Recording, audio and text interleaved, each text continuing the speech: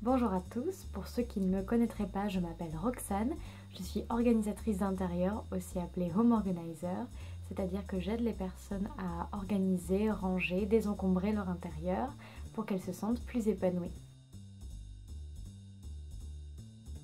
Il y a 2 ans, j'étais moi-même une acheteuse compulsive et ça se ressentait énormément au niveau de mon dressing notamment. J'accumulais énormément d'accessoires, de chaussures, de vêtements jusqu'à ce que je me rende compte que ça m'étouffait, que ça me faisait perdre du temps et que ça m'empêchait de m'exprimer et de m'affirmer comme je le souhaitais. Depuis, j'ai fait beaucoup de chemin et c'est pourquoi je vous reviens aujourd'hui avec une vidéo où je vous présente 5 conseils que j'ai appliqué ou que je continue d'appliquer au quotidien pour avoir et garder un dressing désencombré.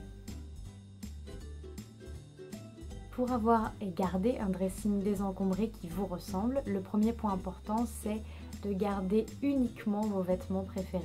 Les pièces que vous préférez, ce sont les vêtements vers lesquels vous vous tournez quand vous ne savez pas quoi mettre, qui vous plaisent, dans lesquels vous vous sentez à l'aise et que vous assumez. Ça peut partir de la taille, c'est-à-dire est-ce que ça vous met en valeur, est-ce que vous vous sentez à l'aise, en passant par le style, la couleur que vous assumez, et également le fait que le vêtement soit facile ou non d'entretien, cela peut énormément jouer dans le fait que vous le conserviez pas.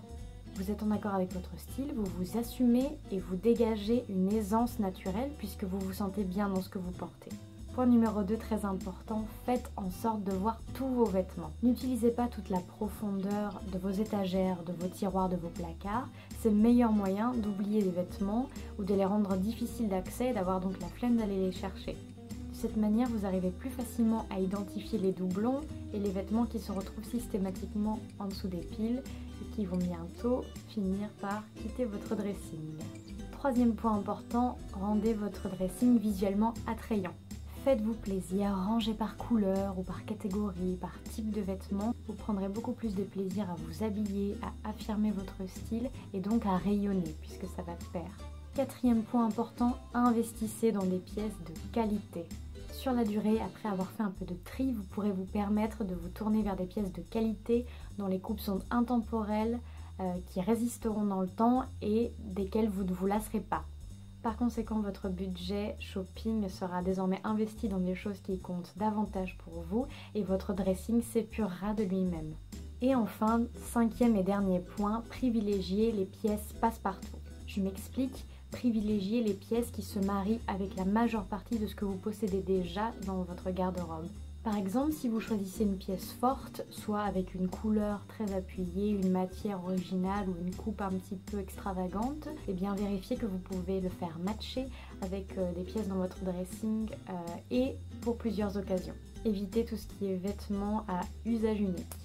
Une astuce bonus personnelle, lorsque je vais faire du shopping, j'essaye maintenant systématiquement les vêtements et je passe beaucoup plus de temps certes à faire mon shopping, mais au moins mes achats sont beaucoup plus réfléchis.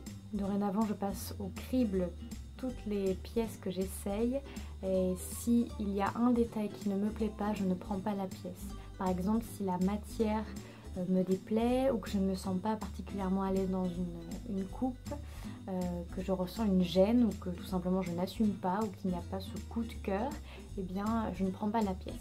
Si maintenant je suis vraiment tentée par une pièce mais que je n'en ai pas vraiment besoin, je fais en sorte quand c'est possible de la réserver et je sors du magasin, je vais faire un tour, je pense à autre chose, je sors de l'espace de prise de décision hâtive. Et là, je suis apte à prendre une décision réfléchie. Ça peut paraître extrêmement long comme processus, mais je vous assure que ça m'a aidé à prendre des décisions vraiment posées et à faire plus attention à ce que je faisais entrer dans mon dressing. J'ai aussi appris à me détacher du processus de manque que je ressentais vraiment lorsque je faisais du shopping. La peur de manquer d'un objet dont on n'a finalement pas vraiment besoin. Ne culpabilisez pas si vous faites une erreur d'achat, ça arrive à tout le monde, moi-même ça m'arrive encore, mais au moins je sais vers quoi me tourner après, vers quoi plutôt ne plus me tourner. Faites-moi confiance, si j'ai réussi à changer mon mode de consommation, surtout au niveau des vêtements, vous pouvez en faire de même. J'espère que cette vidéo vous aura été utile et que vous pourrez maintenant passer à l'action de manière plus sereine. Si vous n'avez pas vu ma dernière vidéo sur les 5 objets obsolètes dont vous devriez vous débarrasser immédiatement, Je vous laisse le lien en description, vous pouvez aller la voir. Abonnez-vous à ma chaîne pour ne pas manquer mes prochaines vidéos qui traiteront de mes sujets favoris, à savoir le désencombrement, le rangement, l'organisation, mais aussi le minimalisme et le zéro déchet. Suggérez-moi également des sujets que vous souhaiteriez que j'aborde dans les prochaines vidéos en commentaire. Je vous dis à très vite dans une prochaine vidéo, prenez soin de vous, ciao!